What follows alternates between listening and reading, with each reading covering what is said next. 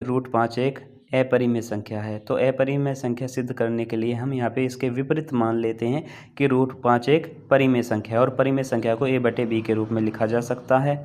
यहाँ पे a और b को हमने सहभाज्य पूर्णांक भी मान रखा है। सहभाज्य पूर्णांक का मतलब होता है कि a और b के बीच में कोई भी कॉमन फैक्टर नहीं होगा एक के सिवा, मतलब इन दोनों का HCF एक होगा, एक के अलावा इनका भी कोई भी उभयनिष्ठ गुणनखंड या कॉमन फैक्टर नहीं है।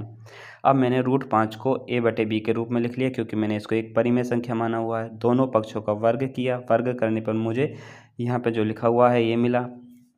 इसका अर्थ होता है कि a² 5 से विभाज्य है तो a भी 5 से विभाज्य होगा। अगर a भी 5 से विभाज्य है तो a का एक गुणनखंड 5 हो गया।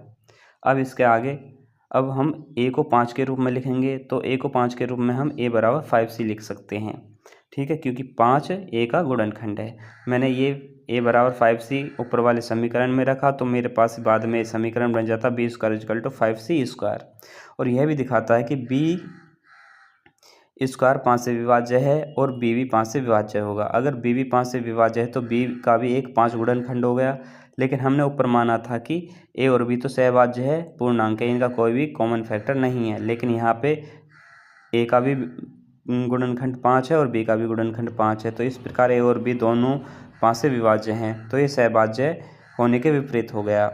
इस तरह विरोधाभास होता है क्योंकि हमने ये माना था कि रूट 5 एक परिमेय संख्या है, लेकिन रूट 5 एक परिमेय संख्या नहीं है। अगर रूट 5 एक परिमेय संख्या नहीं है तो वो एक अपरिमेय संख्या है। इस तरीके से रूट 5 एक अपरिमेय संख्या है, सिद्ध हो चुका है।